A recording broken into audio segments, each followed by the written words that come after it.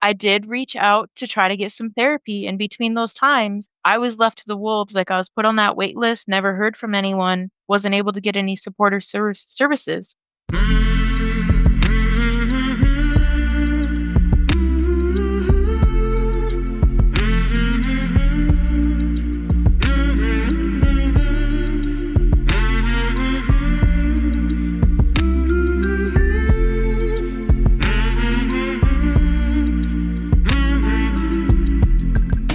Hey there, my name is Sean, and this is Suicide Noted. On this podcast, I talk with suicide attempt survivors and ideators so that we can hear their stories. Every year around the world, millions of people try to take their own lives, and we almost never talk about it. We certainly don't talk about it enough. And when we do talk about it, when we do engage, we're not very good at it. So one of my goals with this podcast is to have more conversations and hopefully better conversations with survivors, in large part to help more people in more places hopefully feel a little less shitty and a little less alone. And as you know, I've been on tour actually we're right in the middle of it. I'm in Texas right now. Tour update should be out already or will be coming out soon. And that's what I've been trying to do. Have the conversations, invite people to listen, engage, ask some questions, and less shitty, less alone as best I can. And yeah, it's been challenging and interesting, and I will give you more of an update on the updates and the tour and all of that stuff soon. If you are a suicide attempt survivor or ideator and you'd like to talk, please reach out. hello@suicidenoted.com. I'd love to talk with you. If you want to check out our poll, it's on Spotify. If you want to rate and review, you can do that on Apple. And of course, if you want to make a tax-deductible donation, and we could use the help, givebutter.com/suicidenoted. All of that information, those links are in the show notes or the podcast description and elsewhere. Finally, we're talking about suicide on this podcast. My guests and I do not hold back, so please take that into account before you listen or as you listen. But I do hope you listen because there is so much to learn. Today I'm talking with April. April lives in Minnesota and she is a suicide attempt survivor. April, how you doing? Good. You're in Minnesota? Yes. We got a lot to talk about, April. Oh, yes, we do. Because do you know why I'm saying that right off the bat? There is a lot happening at the state and federal level, and I am grant-based through the state of Minnesota. So politics affect mental health too, Yeah. whether or not people acknowledge that. 100%. Now, the reason why I said what I said, I believe you were employed by or work with Headwaters Alliance for Suicide Prevention. That's the community coalition I run. Wow, you run it. Have you heard the podcast? I have. Someone sent it to me, and I was like, oh, that's cool. And then I just spent half my day listening to it on accident. Now, did you happen to notice, perhaps, and this is, I'm sure, something we can discuss, at least I'd like to, that you probably never heard the word prevent or prevention in any conversation I had? I don't think I did. Yeah. I want to talk to you about that, if that's cool, and why that is. Mm-hmm. And we may see things a little differently. And that's good because a lot of people need to get served in a lot of different ways. Mm-hmm. And where are you? Like, I know you're in Minnesota, but it also looks like you're in a closet. So this is my old office. I have 2 offices.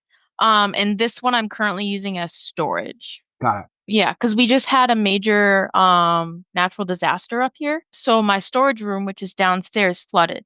And I got so lucky that I was too lazy to bring this stuff downstairs that day. All right, but you're here and we're talking through the magic of technology, and I appreciate you being here and wanting to talk with me. I really do. Mm-hmm. How did you get involved? How and or why did you get involved with this Alliance for Suicide Prevention? So I have a lot of different lived experience in different forms when it comes to suicide. My first real experience with suicide was when I lost my biological father in 2011. After that, I struggled with my own mental health, but didn't really have any attempts until I got older. And then I lost a partner in April of 2021 to suicide. And then I nearly lost myself September 5th of 2021. So a near attempt or an attempt and it didn't quite, quote, work. Yeah, we don't really have answers. I don't want to glorify it, but we don't know why I survived, basically. So I took that as a sign. And isn't it around that time that this organization starts? No. So this organization had been around for a long time. I took some time off after my suicide to just focus on myself and get myself some mental health help. Went into a different role at the same organization. And then my coworker at the time was thinking of jumping ship And she was sending me screenshots of job listings, like, what do you think about this? And then at the very bottom, I saw a job posting and it was suicide prevention coordinator or something like that. I forgot exactly how they titled it. And I was like, Hmm. hey, that sounds interesting. Then I got the job.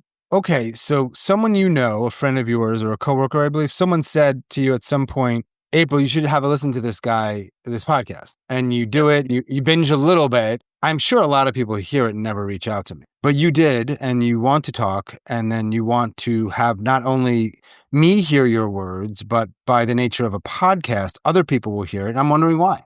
I think survivor stories are powerful, and they're powerful for a lot of reasons. But one thing I always try to reflect on is, especially in this role, is what helped me and what services and supports I needed at that time Hmm. are not the same for everyone. So it always puts things into perspective for me, I guess. We can have shared similar struggles, but that doesn't mean we have the same or similar supports that we need. Okay. Well, that's a damn noble reason. And I have a feeling you're a pretty busy person. So thanks for carving out a little part of your day in a storage facility or storage unit or whatever it is. Now, do you sometimes in your role, do you talk openly about your personal experiences with suicide? I do. That is kind of part of my role. I have my own support group for loss survivors, so I'm really open about it there. In my working role, like with the agency I work for, I'm pretty open and honest. Like when we're looking over policies and stuff, I'm like, I just don't agree with this, and here's why, and I can use my Mhm. experiences. Have you ever heard of changing the narrative? It's a training. No, but I want to learn more about it. So it kind of talks about how the different terminology we use when we talk about suicide can be protective factors. How we narrate a loss can help someone or harm someone. So I try to be as careful as I can be when talking about suicide. And we're all going to have our own triggers, and you can't avoid Hmm. everything, but I try my hardest. What's the word? What's the fear or concern in not being super intentional and careful when speaking about it? And by the way, I'm not talking about super ridiculous graphic things that are clearly meant to be antagonistic or provocative. That aside, as someone who talks a lot about it, I really want to know more. Yeah. Yeah. So, for example, I don't correct people, but when they say committed suicide, that some people can struggle with that. And I struggle with that because for me, it sounds like maybe I'm just overly sensitive. It sounds Hmm. like they committed a crime. Right. Especially when talking about my father's suicide, he did struggle with ongoing interactions with law enforcement. So when I think about his death, I don't want to compare it to a crime he committed. Another thing, and this was something that's more newer, I think, because in college I had a professor say successful suicide. And I kind of got into a little disagreement with her. And I was like, I don't think we should be referring to anything related to suicide as successful. Hmm. Nothing about suicide is successful. The only success that can come from suicide is a survival. Like if you survive suicide, then that's great. But if you die by suicide, I don't think that should be considered a successful suicide. Okay. And again, maybe I'm just overly sensitive about the topic. Yeah, so Yeah. that's where the words we choose matter. That makes sense. For me, in my role, in the way I speak, and then the main thing about this space is letting people talk about what and how they want to talk. You would never hear me correct someone if they're referring Mm-hmm. to saying committing Mm-hmm. or even successful, though I try to use that as a jumping off point to talk about the word itself Mm-hmm. without it all saying how you should or should not talk. Because at the end of the Definitely. day, what I want is just truth and honesty and transparency and no bullshit. And so I struggle with that. Anyway, No, I would agree with you. I don't correct people either because I find you correct the terminology of their language and it almost kind of shuts people down. And when exactly. I talk to other people in my life who don't work in behavioral health, the one thing they said about advocating or getting involved is the terminology, the language. They don't know how to talk about it. And I'm like, you don't have to have the right words. You just have to show up and say your word. That's what matters most is people hearing your word as it comes from you, even if it's not the perfect term. Yeah, and yeah, with the understanding that someone might say something or push back or get upset, Hmm. and I don't think you can really avoid that Mm-mm. with a lot of things, certainly this thing, there's going to be some risk involved, which makes me think of how we talk about safe spaces. And sometimes I wonder who we're making them safe for. So do you want to talk about your personal experiences? And I guess given how you framed it in the beginning, you lost your dad. Yeah, I lost my dad to suicide October 31st, 2011. He had ongoing struggles with addiction. I was in and out of foster care my entire childhood. And then after he died by suicide, I ended up aging out of foster care. So his suicide was really impactful towards me, not only because of the age I was at and going through puberty, but also just because of the aging out of foster care, which is a whole nother trauma on top of it. Right. And how old are you when he died in 2011? I was in middle school, so not exactly a teenager yet. Okay, so you're in your mid 20s. Right now, I'm 28. How would you summarize your youth? It had its good moments, but it had its bad, and I tried to hold on to the fun moments and memories I had, but there was always that shadow of depression kind of following me, Mhm. honestly. So it was an early on thing that you had some idea. I know when you're a kid, it's hard to even articulate, but Yeah. I knew I had depression in sixth grade because we talked about it in school a little bit, but I didn't really know how to vocalize it to my long-term foster family, because talking about feelings was not something that came easy to me.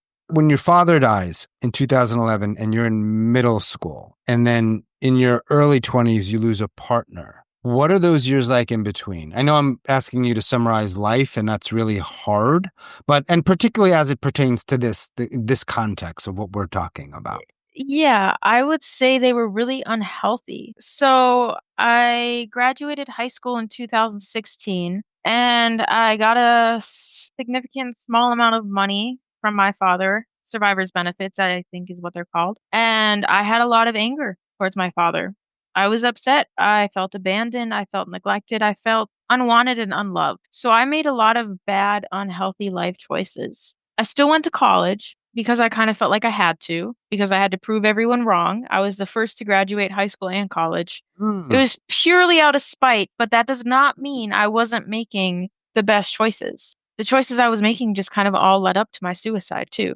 Like drugs and alcohol, it catches up to you eventually. For sure. Right. And I was going to ask you, when you say these bad choices, is it typically revolving around drugs and alcohol? Oh yeah, 100%.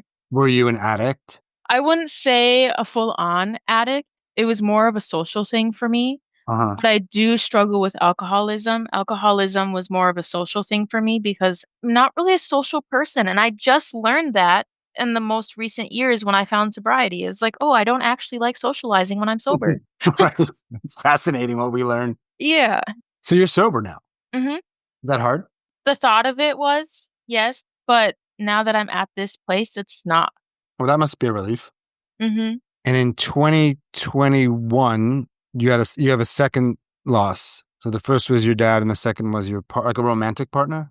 Yeah, he was an ex-boyfriend at the time, but we still had a pretty strong connection and friendship. We didn't want to separate, but we had to because of our own mental health. We weren't able to prioritize our own needs because we were more so focused on helping each other. I don't know how often you hear that in relationships. Like we weren't toxic, we weren't unhealthy, but we were so focused on each other that we weren't able to focus on our own needs. That sounds sad to me. To have to Yeah. lose someone or make that choice for yourself, but at the same time, you still kind of want to be with that person. And at some point, he ends his life.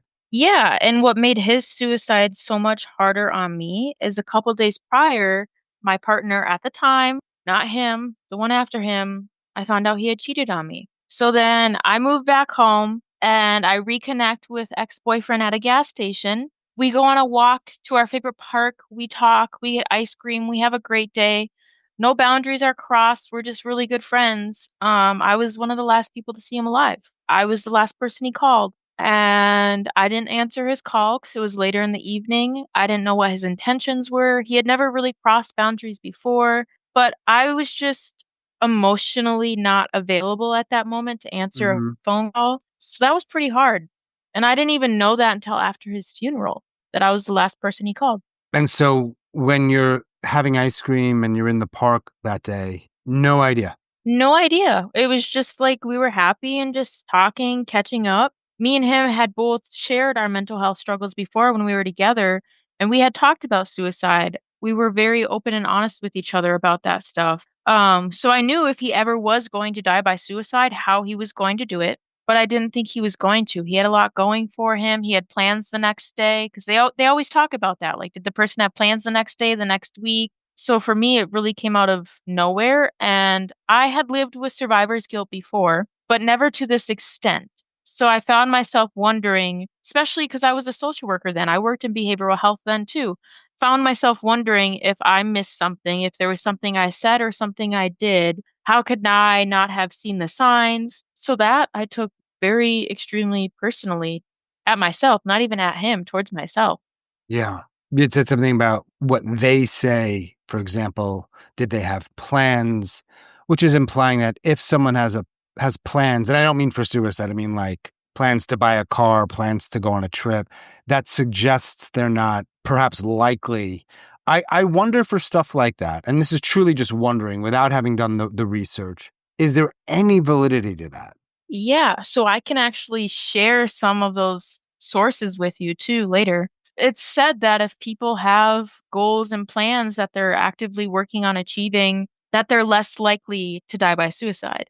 A lot of times when you're really, really depressed and you have no hope, you're not going to be planning things because maybe you don't see a future past today, you know? You're hopeless. Right. I wonder in all of this research how accurate it can be when perhaps more than anything else in the world, people will not be honest with others about how they're actually feeling. Just feels like there's got to be some limits to it because people will not share. And maybe You're not wrong. I'm not wrong. Well, I was gonna say, yeah. there's things that like go into that too, like stigma. Uh-huh. I have a few law enforcement friends that I know have struggles with mental health, and they have peer support amongst each other. But when you ask them directly, like, would you be open to going to therapy or counseling? Because they have those resources and those supports. They have people that specialize in that. And a lot of them have said, like, in order to do that, we have to feel safe among our agency, among our organization, among our supervisor. We have to feel safe enough that we're not going to lose our jobs if we're Right. open and honest Of about our course. feelings. Of course. Right. Like my best friend killed himself years ago. And I think things have changed, but that was New York City. He was a police officer. And obviously, if you're going to lose your job or get punished or yeah, I mean, sometimes when I hear stuff like that, I think like, okay, so those organizations are doing what looks good. It looks good, but you're not creating the right kind of environment, of course, for people to actually open up. There's a lot to it, isn't there? And that's why lived experiences are so important. And allowing people to talk about them openly. Hmm. Honestly. And then once they do, I would frame this as a cynical New Yorker, not doing certain things that tend to make people then not want to talk again. It's a challenge. That's why I think anybody who talks about it is a brave ass mofo. So how long after your that second loss do you attempt? You said it was September 2021, so it must have been not too long after, right? No, and there was other than my partner, my ex-partner suicide, that was coming up also on the 10-year anniversary of my father's suicide. Mm, So when you think of suicide and some of the things that trigger it, a suicide loss in your life is a trigger. It can be a trigger, not for everyone, I should say. So it was definitely a trigger for me. And then my dad's suicide was a trigger for me, especially the anniversary. And I will say, I did reach out to try to get some therapy in between those times. But one of the issues I think a lot of people are experiences is you face a 6 month to a year wait time. I was left to the wolves, like I was put on that wait list, never heard from anyone, wasn't able to get any support or services, so how many people in their lives in that space waiting? or even people who don't have access to the services they need. Sure. So what happens in that week, late August, early September, 4 years ago? Well, you're not going to like this, but I got back together with the partner that cheated on me Wait, hold up. Why do you think I might or might not like that? because that's just not the best life choice I could have made.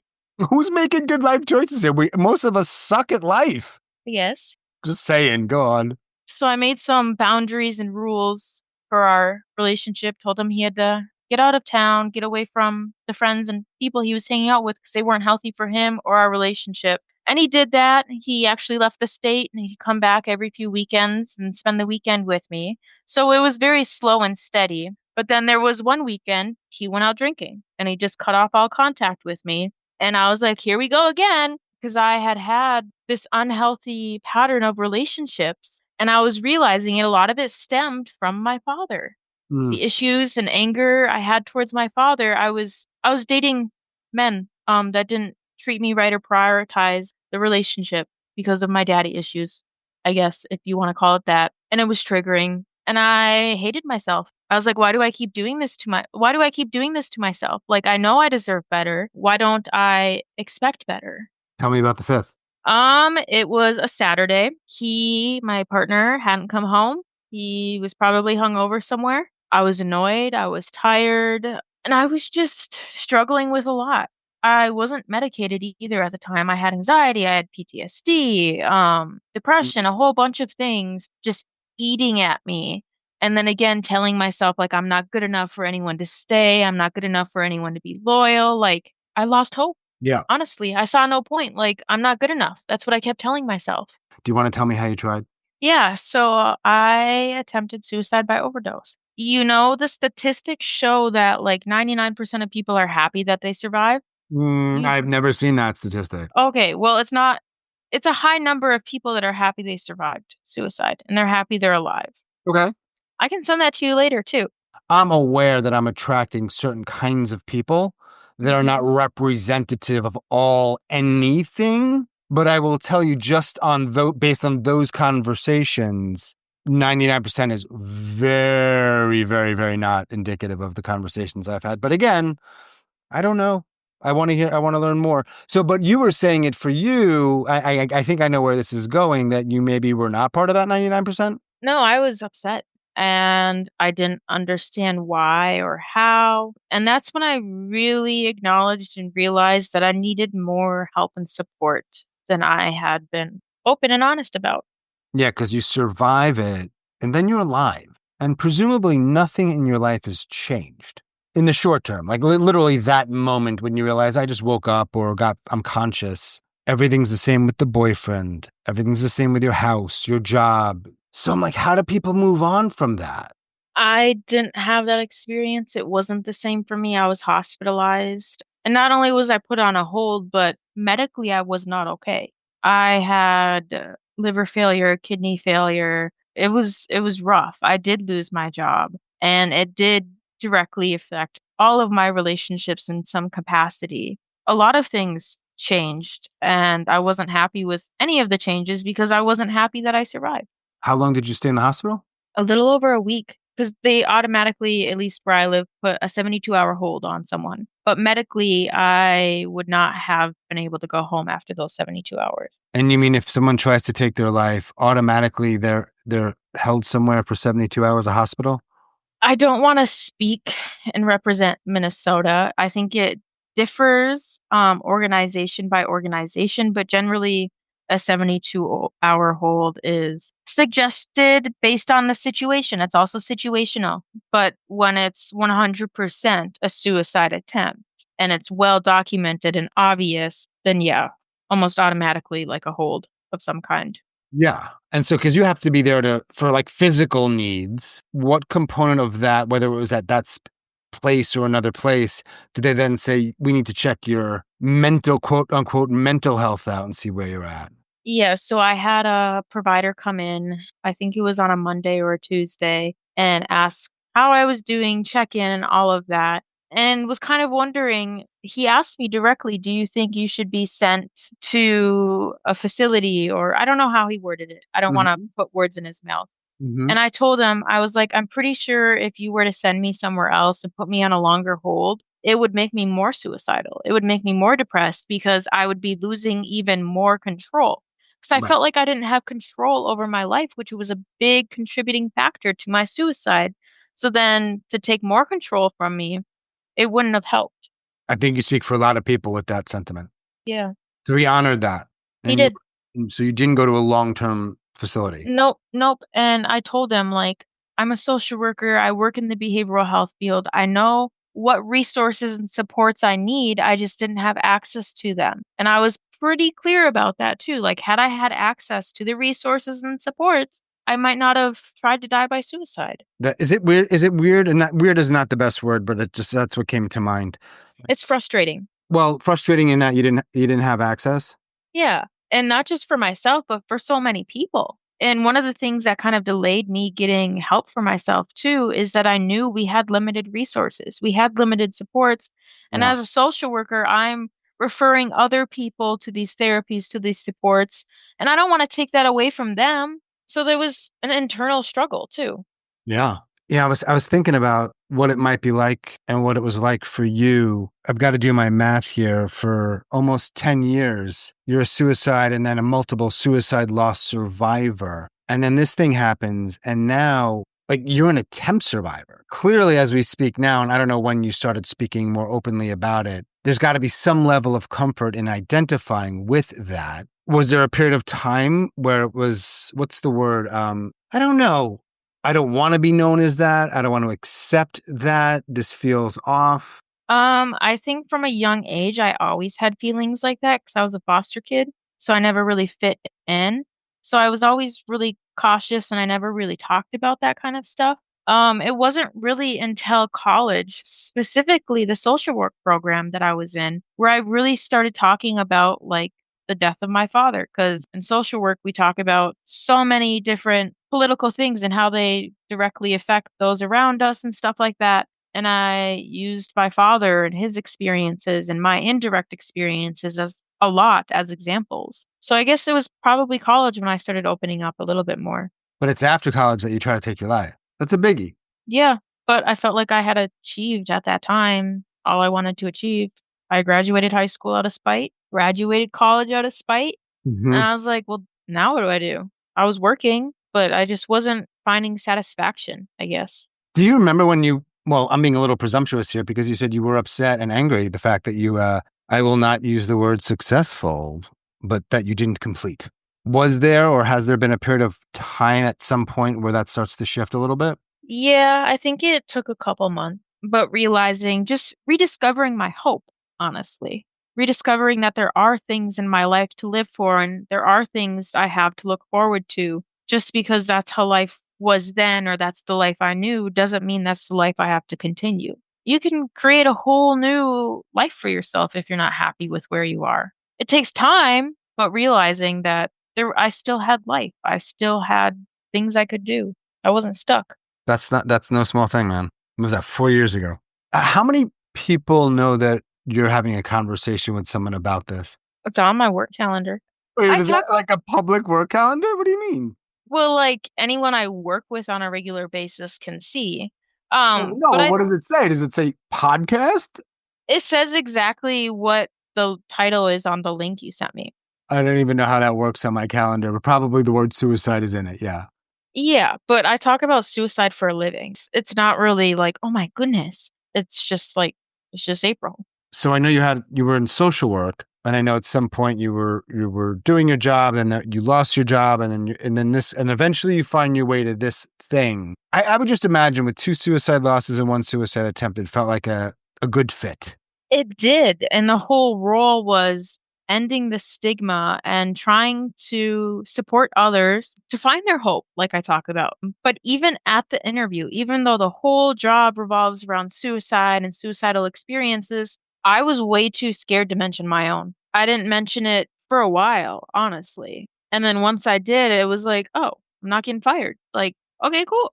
I don't know why I thought like it would have been that big of a deal considering it was my role, but Yeah, I would love to know what other people's experiences are with that, because I would imagine even at a place like that, though obviously your organization is different in some ways in that it wasn't a problem. I bet some places it is, even that does similar work. I think a lot of places put timelines on it, like it Mm. has to be so many years from the loss, which I understand to a point, but we all heal at different rates, and each loss is different too. I don't think it's fair to put a timeline on healing. So do you see a therapist right now? Mhm. Are you on meds right now? Mhm. Do they help? Yeah.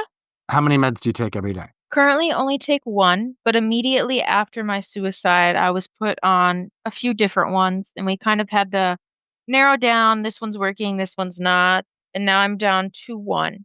Did you or have you ever gotten a diagnosis you think is accurate? Yeah. See, I could tell you what I could have told them what I was diagnosed with before they did the assessments because Mm. always overanalyzing everything. ADHD. I mean, I've had ADHD since I was a kid. Like that was so obvious. Anxiety, depression, OCD. I've kind of worked through exposure therapy, stuff like that. PTSD, it's a lifelong process, at least for me. Do you ever ideate these days? Mm-mm. Is something else that must feel like a relief. It is a relief, but then I also overthink the relief because Okay. anxiety. Got a lot of what do they call that? There's a word for that where things sort of like are co something. Yeah. If you were ideating, maybe even planning, and you wanted to have a conversation with somebody and be completely honest and use the word suicide, how many people do you have? And this is an interesting one for you given your work. How many people are there in your life that you can have that conversation with and by the end, at a minimum, not feel worse or scared? Honestly, one. So I know I could always talk to my coworkers and stuff like that. We all work in behavioral health and stuff, but they're not the people I want to talk to when I'm in a crisis. I would probably talk to my older sister. We Okay. tell each other absolutely everything. And I know she's not going to be like, oh my God, why would you ever say that? Why would you ever think about that? Like, there's nothing we can say to each other that'll shock each other or scare each other, I guess. What do you think she might say to you if you said, and I'm just throwing out something here, like, I think by the end of the month, if X, Y, and Z doesn't improve, I'm going to do something similar to what I did 4 years ago. She would tell me, no, you're not. Okay, so she'd straight up say no. Yeah, she's like, you're not going to do that. I'm not going to let that happen, type of thing. And then it would just blow up a conversation from there. I mean, but what if you were really serious? And this is me really thinking about other people who are in this situation. Hmm. So I realize it doesn't apply to you.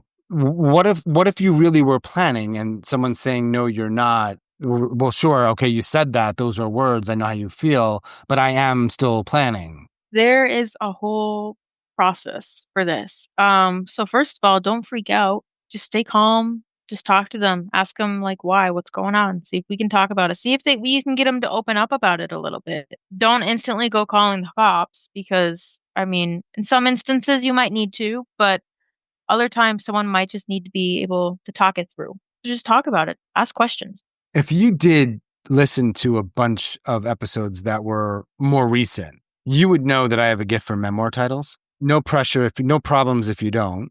If it's not a gift, it's certainly a joy. What do you think your memoir title is? Now, nobody's writing any books. I mean, you can, but my role is not that. I'm not a publisher. I'm not a ghostwriter. I'm not an editor. I just want to know the possibilities of a memoir title. This is really cringy. April showers bring May flowers. My name's April Rose. Okay. I Well, love the rain. I love the storms. That's I mean, really cringy, but like, I am appreciating the fact that you're recognizing the cringiness of it, but I have to also say it kind of makes sense. I mean, in so many ways, it might need a really strong subtitle that we can talk about another day. I was gonna say I actually wrote a poem for the April showers bring May flowers because I don't like that. I wrote a poem about that. Poetry is what I do for self-care when it comes to mental health. Oh, So I okay. was gonna say I could go back through a poem or two and actually find you one. Find it and send it. Yes, please. As April the human or April the El Jefe, Suicide prevention coordinator. are there any myths or misconceptions that when you hear people talk about them or you read about them somewhere, it makes you just say that is absolute bullshit? Talking about suicide contributes to suicide because that is bullshit. The more we talk about it, the more we end the stigma, the more comfortable other people are talking about it. Full stop, as they say across the pond. Yeah, that's number one for me. Or people who talk about their mental health are looking for attention or just stuff like that. There's so many other words you can mix in with that. I don't think that's fair. Agreed. There's another question that you may have heard of, and that is the pink and purple pill question I ask all of my guests. You're nodding your head, so you've heard it. But let me say it aloud just because there might be a new listener who doesn't know what that means. So the way this works is if I would magically be able to give April a pill that is pink and purple, the color actually means nothing. And she can do whatever she wants with it. But if she chooses to take it, she goes to sleep gently and softly. She never wakes up and nobody knows it's a suicide. What would you do with that pill on this Monday, July 28th, 2:45 Eastern, I believe 1:45 Central Time? I would probably crush it and throw it in the toilet. Gone. You can't get it back.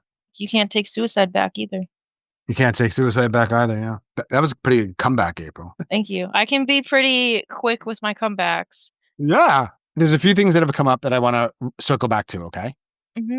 You said about stigma, and one of the goals in your work, in your life, is to end the stigma or reduce it. What is the stigma? The stigma that talking about mental health that makes you crazy. The stigma that opening up about your suicidal experiences makes you crazy. Like there's just so much stigma around mental health as a whole, and that all contributes to suicide. For sure. Yeah, like telling someone, oh, she's crazy, she's bipolar. That's stigma. That's not helpful to anyone. That can be hurtful to even the people you're talking to. I'm asking you to speculate here. Where do you think that comes from? And it's probably more than one place or more than one idea. I was going to say it comes from the lack of education, generational teachings, not good ones either. Part of childhood is you only know what you're told. I think a lot of it is just a lack of education and awareness. Because what we know now, our grandparents didn't know. Some of the conversations I've had have been with people, some of them have been struggling for decades. And some of those people have had multiple attempts. And sometimes I ask them the pink and purple pill question. Well, I do. And they said they would take it. And I might ask why, even though I have a sense based on our conversation. And the reason I'm bringing this up is to get back to that word successful. And I know words matter a lot. But if someone wants to die, and in this particular case, it's been an ongoing battle. They've tried so many things. And this is a bit of a loaded question, admittedly. Is it not their, let's use the word choice? Do they not have the agency to make that decision for themselves? And that be okay? Doesn't Canada have legalized suicide for certain conditions? As far as I know, unless something's changed recently, they're pretty progressive with certain things. If you have like a terminal illness, like cancer. Yeah. And again, you're going to get some other human being to decide if you are eligible. Which takes away that control. And I don't have there's no solution here. Like, I don't have an answer. I just have questions. I think it's situational. I don't think there is a absolute right answer. And I don't think any single person really has the right to make life or death choices for someone else, you know? But that's really interesting to hear given your job. I believe the freedom of choice is allowing someone life. Like if you take all away everything, all the control someone thinks they have over their life, it's not going to help them. You give them choices, it helps. Yeah, I wonder if there are people out there who see the word prevention and immediately almost say, I can't really open up to someone who's in that space because I already know how they feel and it's not how I feel. You probably run up against that from time to time. And it's valid. I'm not here to tell you you're right or I'm wrong. We all have our own experiences. We're all allowed to have different opinions. Yeah. I don't want anyone to die. I don't want anyone to feel like they want to die. So I do what I can to support them so they don't even think that that's a choice or that's an option they have to take. But I can understand that because I would even argue with the word prevention at times. Well, how so? Well, a lot of people have this goal, and I don't like making goals that I don't think are achievable, and that sounds really bad. But there's people that have goals to eliminate suicide as a whole. In my opinion, you'll never fully be able to eliminate suicide if you cannot assure that everyone has the supports and resources and equal access that they need. If you want to prevent suicide, it's really every nook and cranny of our social structures and our systems. All the things people need to have at least the chance to be okay and feel okay. I don't know that you might know this, given what you've shared about some research, and clearly you know what you're talking about. I don't know the history of suicide dating back to when we could first keep records and spanning across the globe. I am pretty sure it's always been a thing. And so for me, the idea of, quote, eliminating it, while it sounds great, I don't know, not to say it's an unrealistic goal, but it might set up these expectations that are not only unachievable, but inadvertently sort of. I get it. That would be amazing. But let's focus on what we can do. And what we can do is advocate. What we can do is talk about it. That right. So when you were saying just then about the things that we could do to help people not even want to, and I'm sure that's a rather long list. My thing, and this won't come as a surprise, is simply allowing people to talk about it. And there are some risks involved with that. I do understand. I try my very best to be ethical and responsible to both the person I'm talking to, the people that are listening, but that's where I lean hard. Let them talk about it, because I know most people don't have places, and even the places or the people in their lives, there are limits usually for a number of reasons. So I always try to be that person who's open and honest so other people feel comfortable so they can talk about it. But again, I'm just attention seeking based on the opinions of some others. That's the stigma. I'm thinking about your ex, the one you lost, and how he might have been feeling that day, and how it seems sometimes when people are ready, they're calm. They're accepting, presumably. Was that how he was? Yep. You know what I mean? He had just accepted it. He was content. Isn't that interesting? Well, you had brought up a couple of times that word control, and I do think that, and I don't mean to get into psychobabble territory here, but this is just the idea of once you fully let go of that, and of course there is still some control. I don't know if it's you finally accepted to take full control of your life by choosing death, or you're finally letting go of all that other stuff. There's a calm. Calm before the storm. Yeah. Just like my memorial. What? When you asked what my line would be. Memoir. Memoir. Yeah, there you go. That's the word. You just changed your memoir title? No, I'm just saying it's like the calm before the storm when you finally accept what's going to happen. There's no fighting it anymore. Right, but you said it was April showers bring me flowers. I was just using that as an example, like the calm before the storm, the showers. This is why we brainstorm memoir titles, because it's a working process. But you said a word earlier that when you said it, it came up a few times. My weird little brain is like, oh, memoir title word possibility. And you know what that word was? Spite. Spite. Yeah, I do a lot of things out of spite. I like to prove people wrong. It's edgy. It's edgy. Like you'll tell me I can't do something, or tell me this or tell me that, and I'll snap right back at you with the evidence, with the degree, with the screenshots, whatever it may need to be. Shit. I'm snappy, I'm spiteful, but that's how I've succeeded, purely out of spite. Survived even, maybe. Yeah. You had said at some point you sort of weren't upset or angry that you had survived. And you were talking about not being stuck and having hope. And I assume with that comes goals, things you want to achieve. I guess just realizing that I'm not alone. There's other people out there like me, like the people in your podcast. I'm worth living for.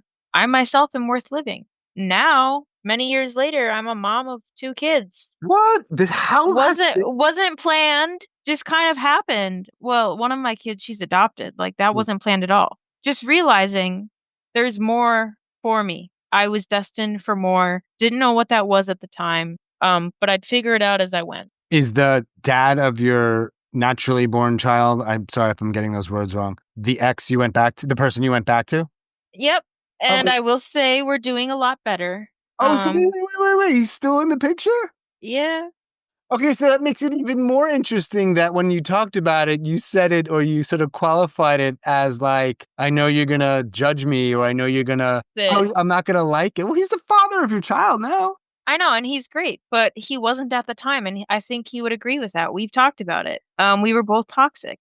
That's the beauty of recovery and healing, is being open enough to acknowledge and talk about some of that stuff. I wonder what it was like for him when he learned about your ex's death. He knew about my ex. He had met my ex. I don't think he was in the headspace to care. He wasn't making the best life choices then. But after my suicide attempt, we did talk about it, and he felt himself abandoned, like I was trying to leave him for my ex who died, which wasn't the case, but I can understand his perspective. So we have talked about how it made him feel. But only your older sister if it gets real intense. Yeah. All of my coworkers, we work in behavioral health, but when life is really hard, they're not going to be the people I call at 2 a.m. It's probably going to be my older sister because I tell her everything and we have for years. And what's cool about that is we were separated in foster care. We didn't know each other until high school. So we've built a really strong bond. And I know she'd be able to walk me through it, talk me through it. If you have that one person you can connect with, or you can connect within your community, that can be healing. Feel a sense of identity amongst those around you. What else do you want to share, April, in Minnesota, Headwaters Alliance for Suicide Prevention? I think I'm good. Really? Yeah. Actually, I do have one final question, and that is, what is your tattoo? Oh, I have a lot of them.